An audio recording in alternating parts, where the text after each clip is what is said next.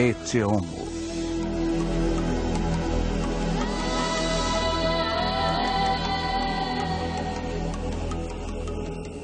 Onívoro.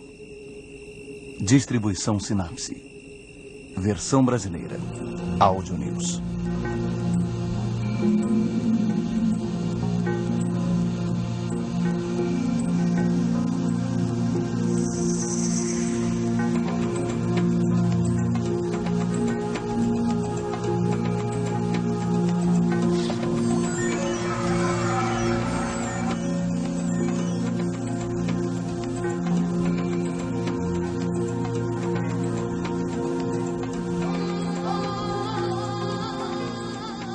O cereal, a base da sobrevivência, foi um dos primeiros alimentos plantados pelo ser humano. Em todo o mundo, gerações se alimentaram de cereais ao longo de milhares de anos. Moído em forma de farinha, misturado à água e assado, o cereal é transformado em pão. A palavra companhia vem da expressão latina cum panis, que significa com pão. E até hoje, repartir o pão é um sinônimo de partilhar.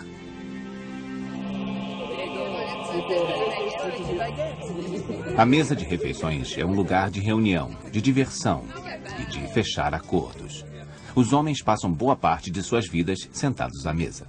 No mundo desenvolvido, as pessoas passam cerca de 15 anos de suas vidas à mesa e consomem 24 toneladas de comida nesse tempo. Mas essas estatísticas não revelam tudo. Afinal, mais de 1 bilhão de pessoas no mundo inteiro passam fome. Isso corresponde a 1 em cada 5 pessoas. Ainda mais alarmantes são as taxas de crescimento populacional esperadas para a próxima década. A tendência da situação é piorar em vez de melhorar.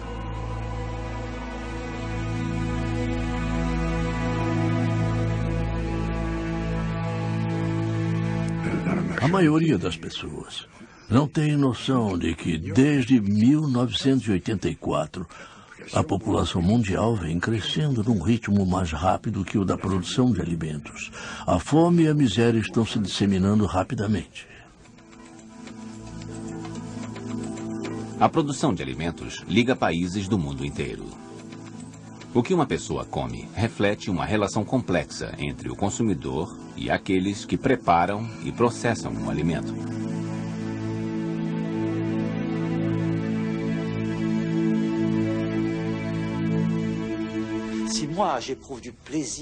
Se eu obtenho prazer a partir de um produto do esforço humano, estou enobrecendo esse esforço e valorizando o trabalho do outro.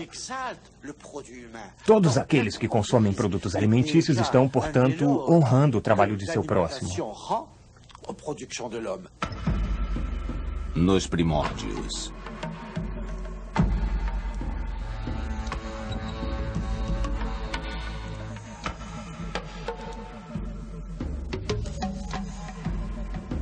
Nossos ancestrais primitivos desenvolveram estratégias eficientes para encontrar alimento. No ambiente hostil em que viviam, esse era um pré-requisito básico para a sobrevivência.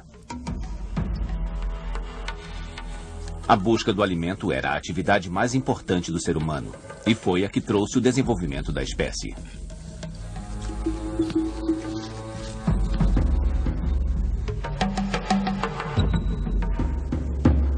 Nós chamamos de onívoros os seres que consomem tanto produtos de origem vegetal quanto de animal também. Como nossos ancestrais mais antigos se alimentavam praticamente à base de frutas e só mais tarde a carne foi incorporada à dieta humana, precisamos explicar como isso aconteceu. Para comer carne, você precisa ter ferramentas para conseguir essa carne. Nós não temos garras nem presas. E nossos ancestrais provavelmente tiveram que criar armas de pedra afiada para caçar.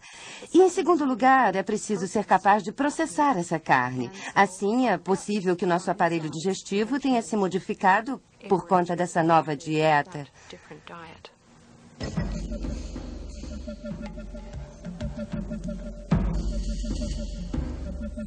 Ao longo de toda a pré-história, nossos ancestrais encontravam o que necessitavam na natureza à sua volta.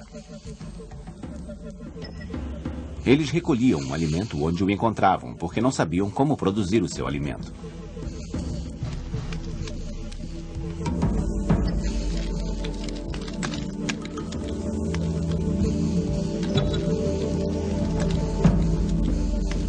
Nossos antepassados eram onívoros, ou seja, podiam comer quase qualquer coisa.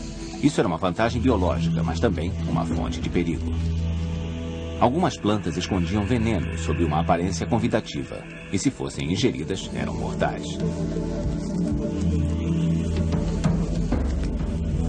Como o ser humano aprendeu a distinguir entre todas as variedades de plantas, quais eram comestíveis e quais eram venenosas?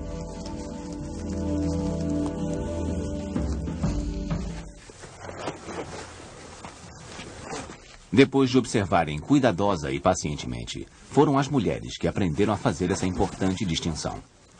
Como eram elas que cuidavam das crianças e se deslocavam menos, as mulheres do grupo tinham a tarefa de colher as plantas para comer. Elas passaram a colher também o conhecimento sobre essas plantas, que passavam de geração em geração.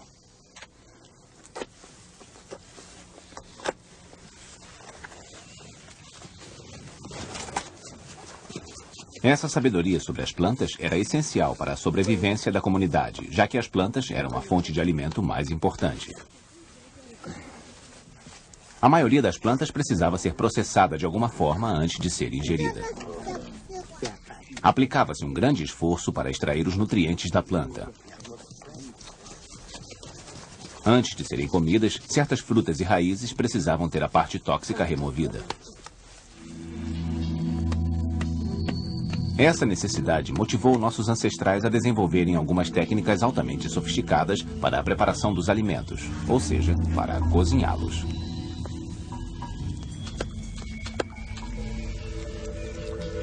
Agora, os seres humanos se diferenciavam dos outros animais.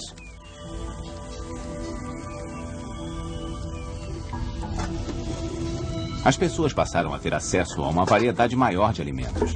Isso representou um grande avanço evolutivo, aumentando as chances de sobrevivência dos seres humanos.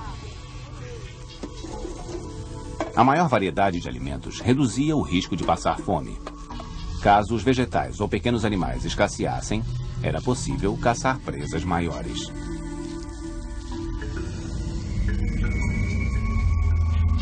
Nesse caso, os homens precisavam prover a comunidade.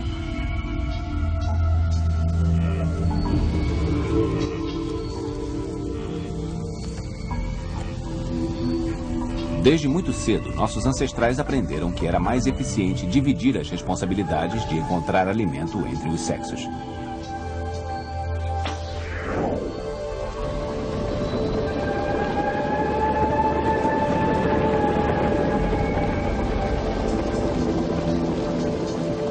As primeiras evidências que temos da divisão de tarefas entre os sexos datam de 9.000 anos atrás e foram encontradas num sítio arqueológico na Síria, onde os esqueletos femininos mostram sinais de traumas nos joelhos, na coluna lombar e nos dedos dos pés. E os esqueletos masculinos não. Isso se explica pelo fato de que eram mulheres que moíam os grãos.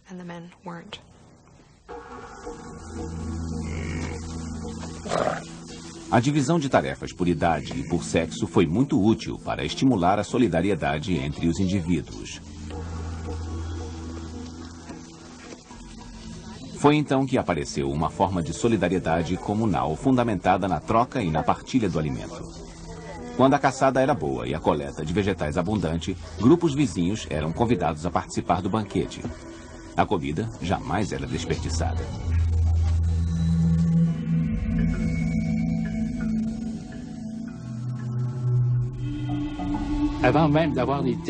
Antes que fossem desenvolvidos métodos para a conservação dos alimentos, havia processos de troca que formavam uma espécie de economia primitiva com base na generosidade. O excedente de alimento era passado adiante, com a certeza de que esse favor seria retribuído um dia.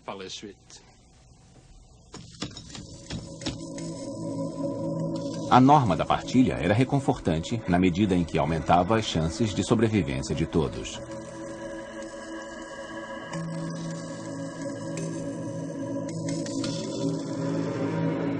Mas ainda assim existiam problemas de falta de alimento, e os grupos que viviam da caça e da coleta precisavam se mudar quando a comida ficava escassa na sua região.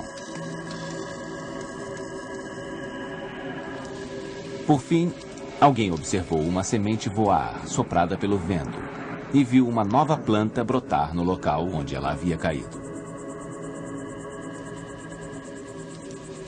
Depois de ser percebido, esse fenômeno pôde ser compreendido e reproduzido.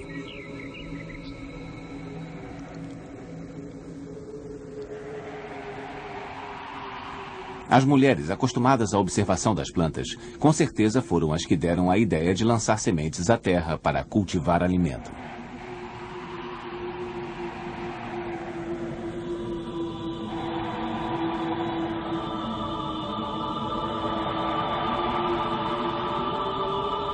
Há cerca de 12 mil anos, foi assim que nasceu a agricultura.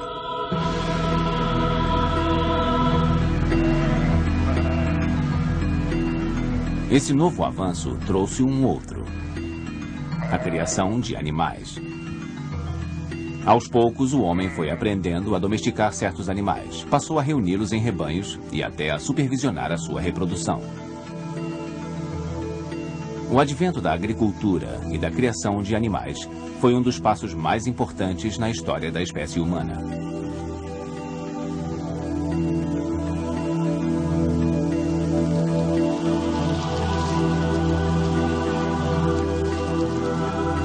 Pela primeira vez, o homem era capaz de cultivar o seu próprio alimento.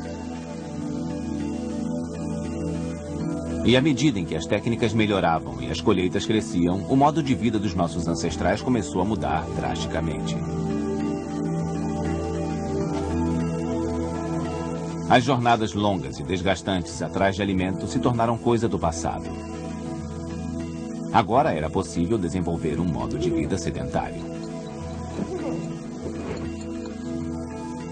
Os antigos nômades fixaram residência perto de seus campos.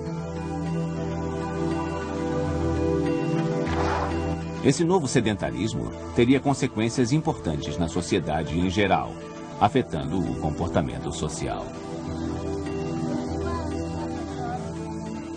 Sabemos que nas sociedades nômades, os homens tendiam a se responsabilizar pela caça e as mulheres pela coleta de alimentos. Mas quando as pessoas passaram a viver da agricultura, as tarefas passaram a ser divididas entre mulheres e homens de forma mais igualitária. O sedentarismo trazia maior segurança e possibilitava o armazenamento de alimento. O armazenamento tornava possível um suprimento constante e reduzia a ameaça da fome. A densidade populacional aumentou rapidamente e foram criados novos povoados. 4.000 anos antes de Cristo, alguns povoados passaram a se unir sob uma administração central.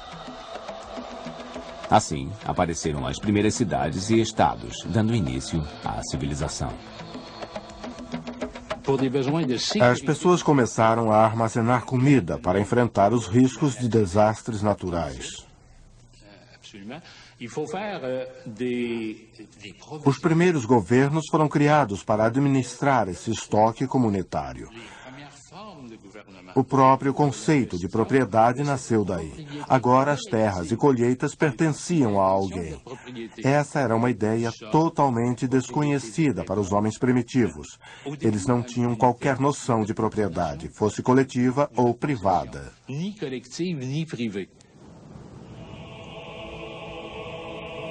Pequenos grupos passaram a dominar a sociedade. Essas novas lideranças enriqueceram rapidamente à custa dos lavradores que produziam o alimento. Isso resultou numa hierarquia social, dando origem às classes sociais. As discrepâncias sociais entre os indivíduos foram ficando mais gritantes à medida em que os estoques de alimento aumentavam. Foram criadas novas relações sociais e a antiga solidariedade baseada na partilha dos excedentes deu lugar à disputa pelo poder.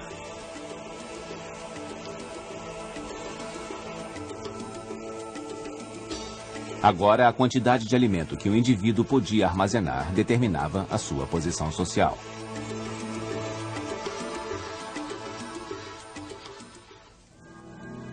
A conservação do alimento.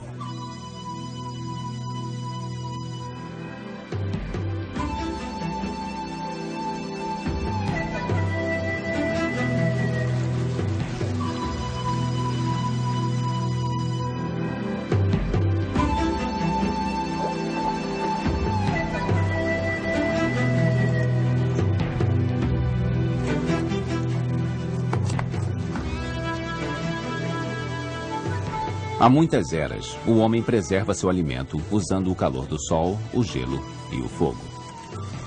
Graças aos poderes misteriosos da natureza, as carnes, frutas e peixes podiam ser conservados. Mais tarde foram descobertos outros métodos para a conservação de alimentos. O sal e as especiarias começaram a ser usados para esse mesmo fim.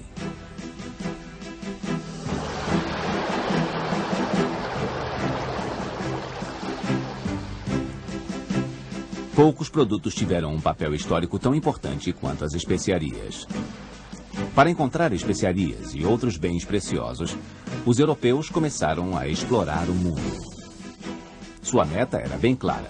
Eles tinham que encontrar as rotas marítimas para as terras distantes onde se produziam as especiarias.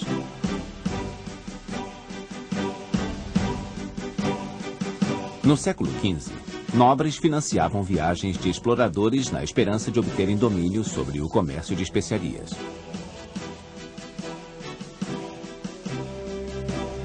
Por toda a Europa, dizia-se que um saco de especiarias valia a vida de um homem. Muitos homens estavam dispostos a se lançar ao desconhecido atrás desta carga preciosa. O navegador português Vasco da Gama era um desses homens.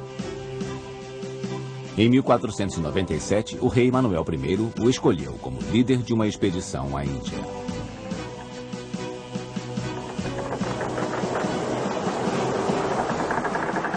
Eles não valorizavam muito a nossa mercadoria, com exceção do linho.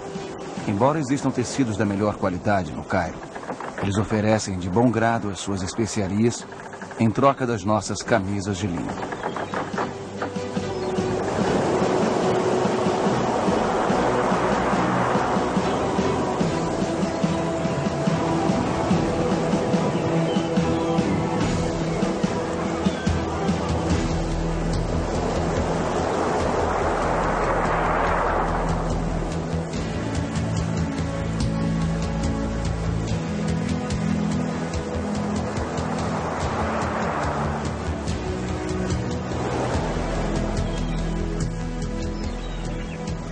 Quatro anos mais tarde, a pimenta que Vasco da Gama levou para Portugal foi vendida por um preço 40 vezes maior do que o que ele havia pago originalmente. Mas por que a pimenta era tão valorizada? Quando a comida escasseava e só sobravam alimentos podres, as especiarias eram usadas para disfarçar o gosto ruim e facilitar a digestão.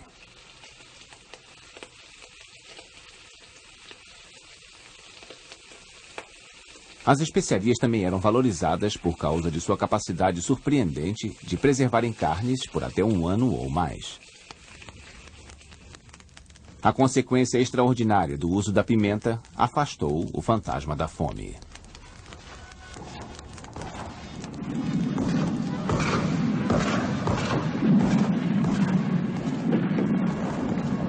Ironicamente, os progressos seguintes na conservação dos alimentos foram alcançados graças à guerra. Há apenas 2 séculos, os soldados de Napoleão que guerreavam por toda a Europa adoeciam por causa da sua dieta desequilibrada e pobre em vitaminas.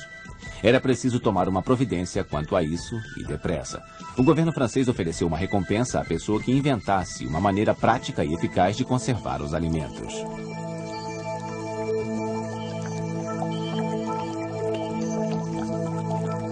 Nicolas Appert, um fabricante de conservas, não sabia nada sobre bactérias e sobre a forma como elas deterioravam os alimentos. Mas Nicolas sabia que, aquecendo a comida, podia impedir que ela se estragasse. E usou esse conhecimento para criar uma técnica de esterilização com vapor.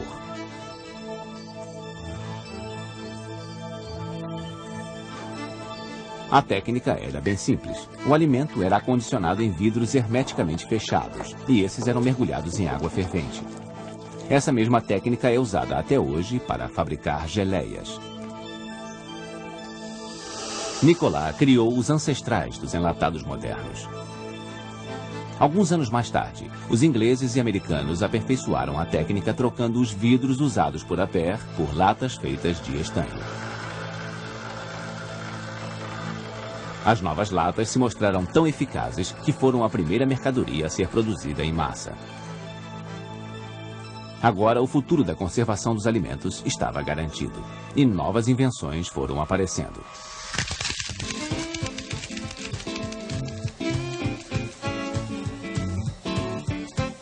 No início dos anos 20, o empresário americano Clarence Birdseye criou uma técnica de congelamento rápido de alimentos.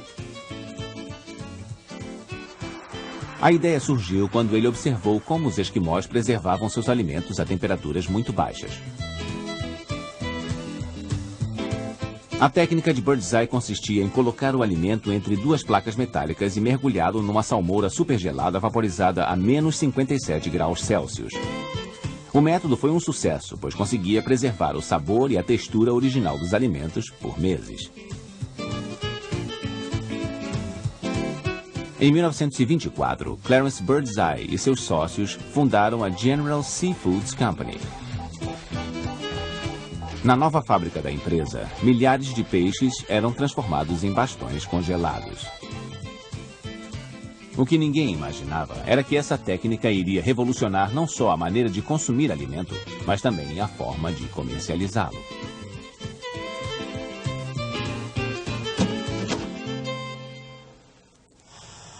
Você é o que você come.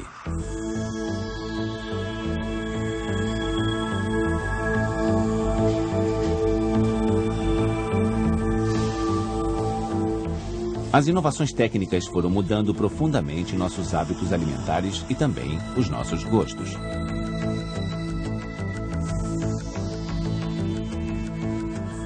Desde os anos 50, a maior parte do que ingerimos foi esterilizada, condicionada ou processada de alguma forma antes de chegar ao nosso prato.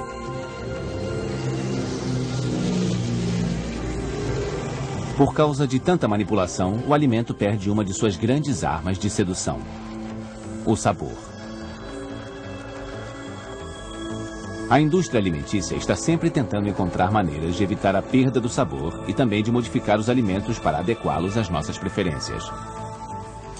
Atualmente, todos os sabores podem ser recriados artificialmente em laboratórios. Profissionais com um paladar especialmente treinado podem criar sabores projetados especialmente para atender preferências do consumidor. Mas os métodos artificiais têm limitações, e ainda é muito difícil satisfazer plenamente esse animal onívoro que é o homem. Na verdade, os nossos gostos flexíveis e a imensa variedade de alimentos que ingerimos são o que nos distingue dos outros animais. Até hoje, ninguém conseguiu imaginar um cardápio que agrade a todas as pessoas. Embora sendo onívoros, podendo comer de pequenos insetos a grandes mamíferos, cada grupo humano privilegia alguns tipos de alimento.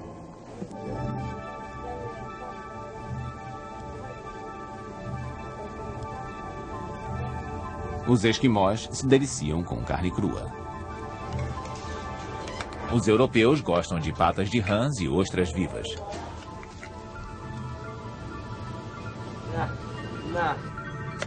Desde a antiguidade, os chineses comem carne de rato. E há povos da África Central que gostam de insetos e têm uma predileção especial pelas lagartas.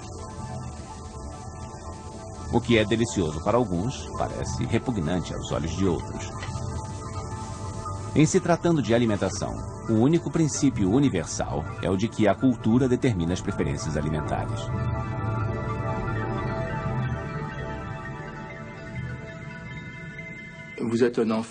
Quando uma criança recebe alguma coisa para comer, ela não vai necessariamente gostar.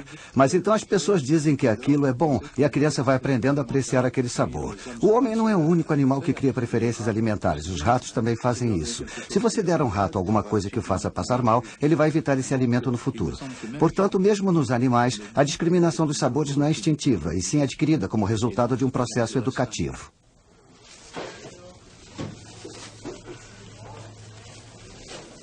Além dos hábitos culturais, outro fator que ajuda a determinar nossas preferências alimentares é a carga simbólica que damos a determinados alimentos. Todas as pessoas, mesmo aquelas que se consideram mais lógicas e sérias, atribuem propriedades mágicas aos alimentos. Eu mesmo tenho a sensação de que alguns alimentos podem me fazer bem e outros podem me fazer mal.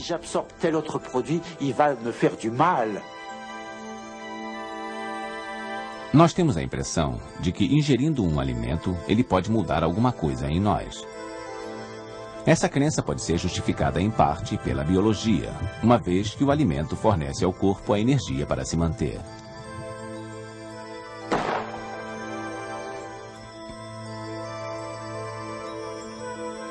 Não é nem um pouco absurdo afirmar que nós somos o que comemos. Nós acreditamos que depois de absorvida pelo corpo, a comida transmite a ele suas propriedades.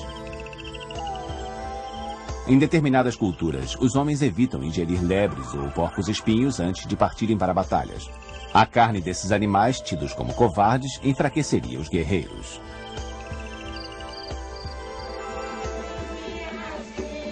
Em outros lugares, acredita-se que se os filhos ingerirem a carne do pai falecido, eles poderão absorver a sua coragem e sua força. Na sociedade moderna, diz-se que a carne vermelha dá vigor, enquanto uma dieta exclusivamente vegetariana deixaria a pessoa fraca. Essas crenças surgem porque depois que deglutimos o alimento, perdemos o controle sobre ele e não acompanhamos conscientemente o processo digestivo. A ansiedade aumenta com a ampla gama de escolha que temos na hora de nos alimentar. Sendo assim, as regras e tabus alimentares foram criados como pontos de segurança e proteção. Todas as sociedades têm as suas regras alimentares.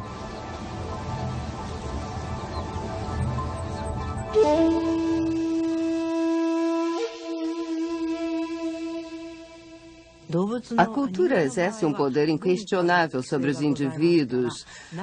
É ela que determina o que se pode ou não se pode comer. Até recentemente, por exemplo, os ocidentais acreditavam que não se podia comer peixe cru.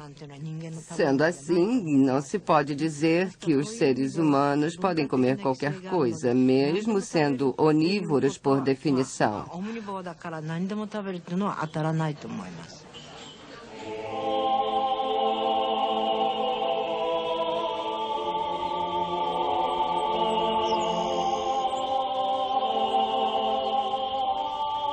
Muitos tabus alimentares se originaram de crenças religiosas.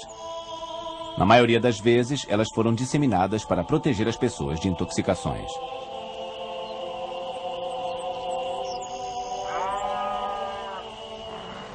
A carne vermelha é o tipo de alimento mais excluído por normas alimentares.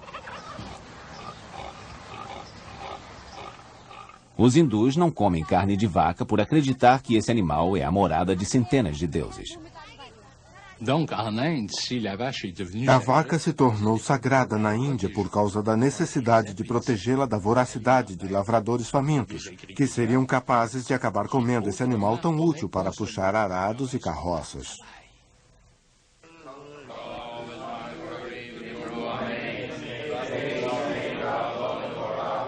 A lei de Moisés proíbe que os judeus comam a carne de animais não ruminantes com cascos bipartidos. Por isso, a carne de porco não entra na dieta judaica. Originalmente, tais preceitos alimentares serviam para proteger as pessoas de intoxicações alimentares. Nos locais de clima quente, a carne de porco se deteriora mais depressa do que as outras carnes. É por essa mesma razão que os muçulmanos também não comem carne de porco. Além disso, se recusam a comer a carne de qualquer animal que tenha morrido sem a intervenção humana. Hoje, tais preceitos alimentares foram assimilados sob a forma de crenças religiosas e são seguidos pelos fiéis mais ortodoxos. Seu propósito original foi esquecido.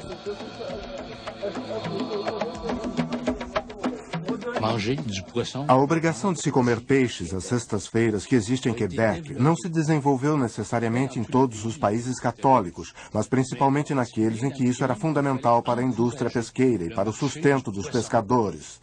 Assim, a igreja institucionalizou a obrigação de servir peixe uma vez por semana.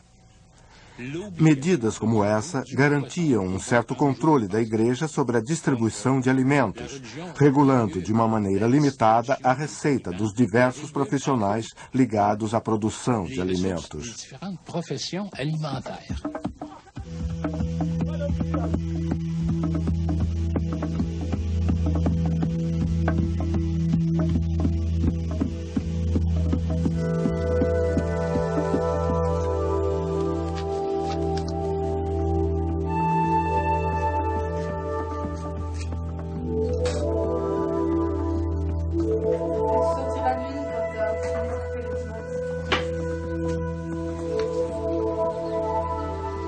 Todas as sociedades, das mais rudimentares às mais complexas, criaram normas para a maneira de consumir alimentos através de regras e tabus.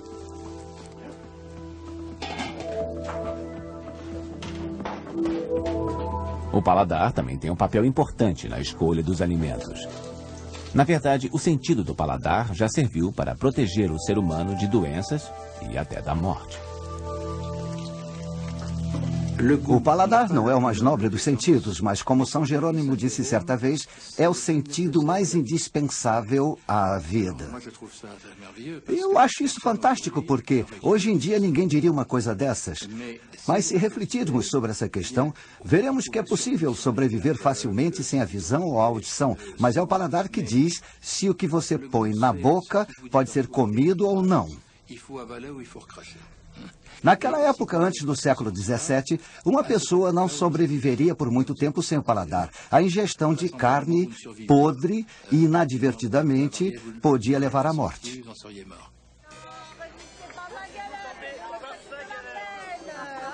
Na França do século XIV, inspetores chamados longueurs eram encarregados de examinar a língua dos porcos. Caros inspetores, a situação é crítica. A lepra infectou as línguas dos nossos suínos. Cabe a vocês detectar essa doença, cujos primeiros sinais são as feridas. O bem-estar do seu próximo depende de suas habilidades e cuidados.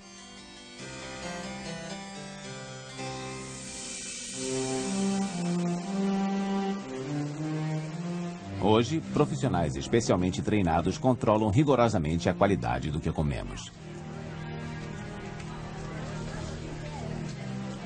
Desde os primórdios da civilização, tentamos escapar dos riscos de doença e morte trazidos por boa parte do que ingerimos. Essa angústia ancestral sempre orientou as escolhas do homem como animal onívoro.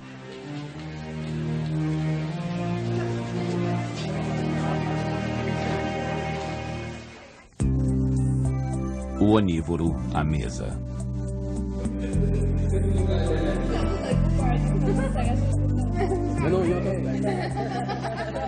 As refeições se tornaram uma oportunidade para a celebração e o exercício da sociabilização. Em todas as sociedades, sentar à mesa com alguém é uma forma de estreitar laços ou conhecer melhor a outra pessoa.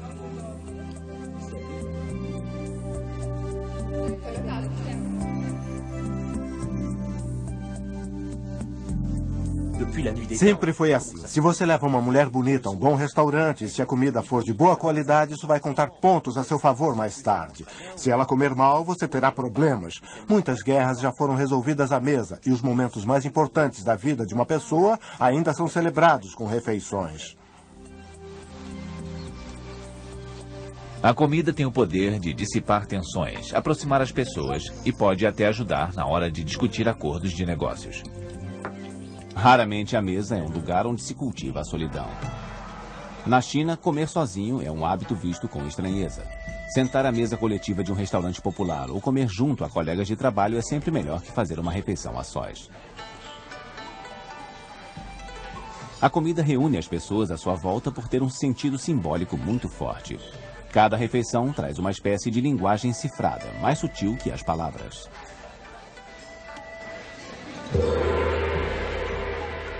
No Japão, o ato de beber sake é uma espécie de ritual de comunhão. Tradicionalmente, esse vinho de arroz era reservado aos deuses.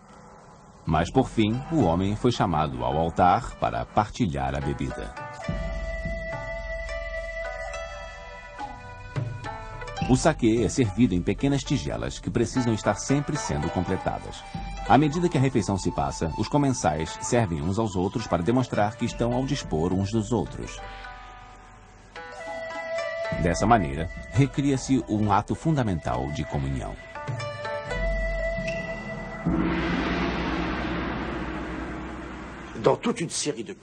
Em muitas culturas, é costume saudar convidados oferecendo pão, mel, vinho ou algum outro tipo de alimento a eles. Quando alguém quer estreitar seus laços com outra pessoa ou um grupo, é fundamental organizar uma refeição. A refeição é o ponto central de muitas celebrações. Em quase todas as sociedades, os ritos de passagem mais importantes são celebrados com alimentos. O nascimento de uma criança, a passagem para a vida adulta, o casamento. Todas essas ocasiões envolvem comemorações. E elas muitas vezes são organizadas segundo atributos simbólicos de certos alimentos.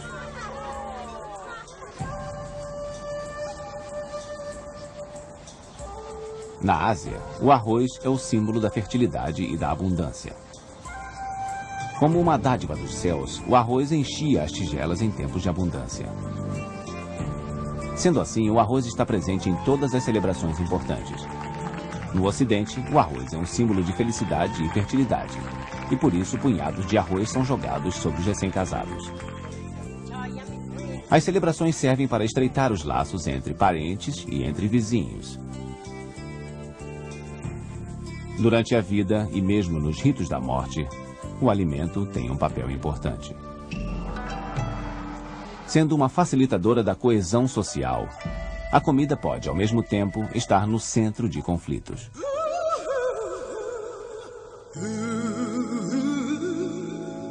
Nos anos 50, os negros americanos lutaram pelo direito de fazerem suas refeições em locais públicos onde o acesso era restrito aos brancos.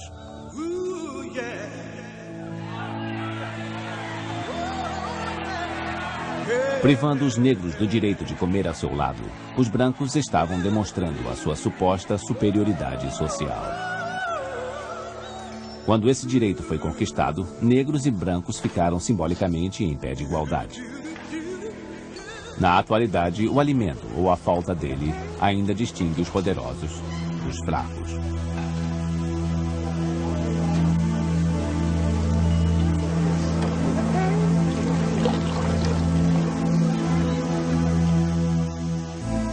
Alimento para o mundo.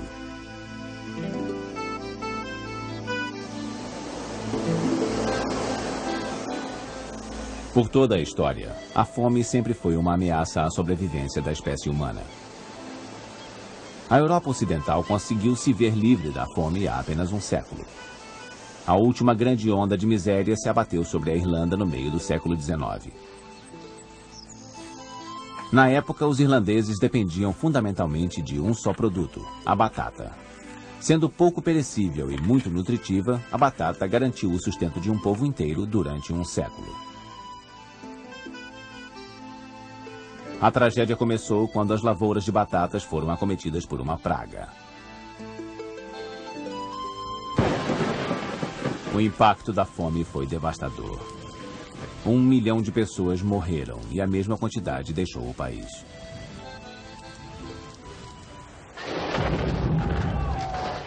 Desde então, na Europa, somente as guerras provocaram fome na população. Mas em muitos outros lugares, a ameaça da fome ainda é uma realidade.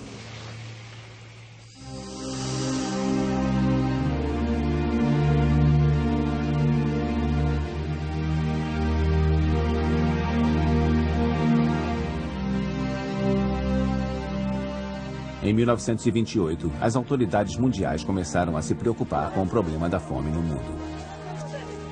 Os resultados das pesquisas encomendadas na época eram chocantes. 3 em cada 5 pessoas estavam subnutridas.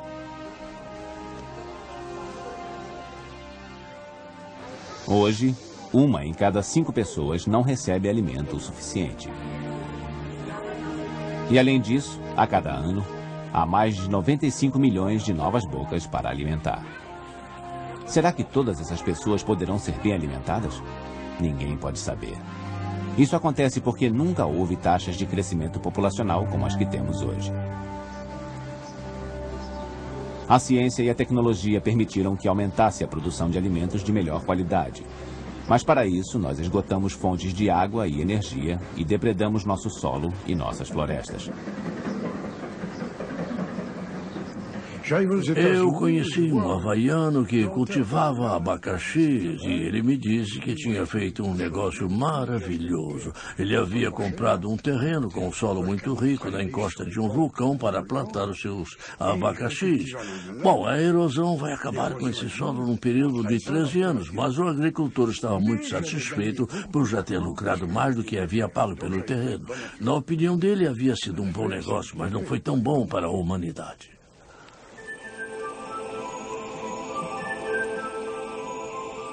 O homem sempre mostrou uma capacidade espantosa de se adaptar ao seu ambiente.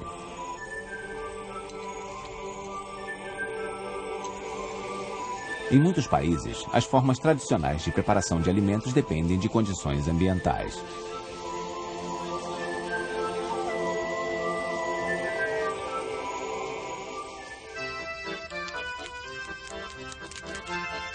Na França, por exemplo, a abundância de lenha permitia que a comida cozinhasse lentamente.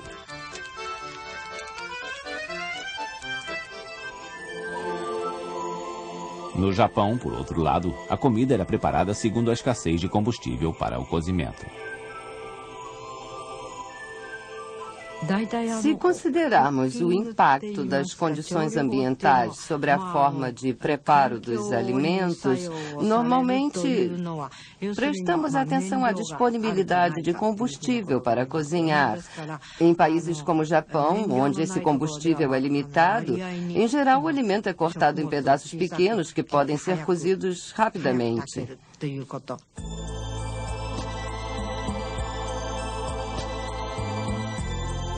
Adaptar-se para sobreviver. Essa sempre foi a estratégia da espécie humana ao longo dos séculos. Em alguns locais, essa estratégia deu resultado e a ameaça da fome ficou no passado. Nessas sociedades afortunadas, o problema é o mesmo que sempre preocupou o animal onívoro que é o ser humano. O que deve ser comido e de que maneira?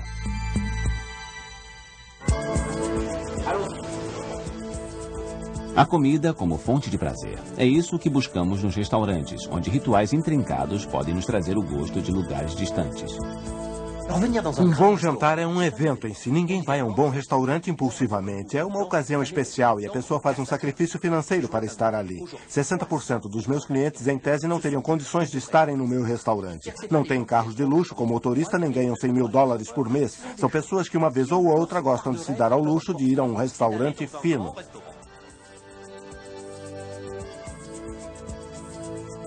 Além do prazer, a preocupação constante dos onívoros é fazer a escolha acertada numa vasta gama de opções. A tendência atual é privilegiar uma alimentação saudável, e as pessoas estão voltando a ingerir alimentos naturais e a seguir dietas balanceadas. A alimentação é provavelmente o fator mais importante na manutenção de uma vida saudável. Embora os alimentos não tenham necessariamente o poder de curar doenças, eles são fatores importantes para o surgimento dessas doenças. Numa sociedade racional, a primeira prioridade da medicina seria estudar os efeitos dos diversos alimentos no corpo humano. Uma dieta equilibrada é o elemento mais importante para a prevenção de doenças e, a meu ver, se todas as pessoas tivessem acesso a esse tipo de dieta, estaríamos começando a criar uma humanidade saudável.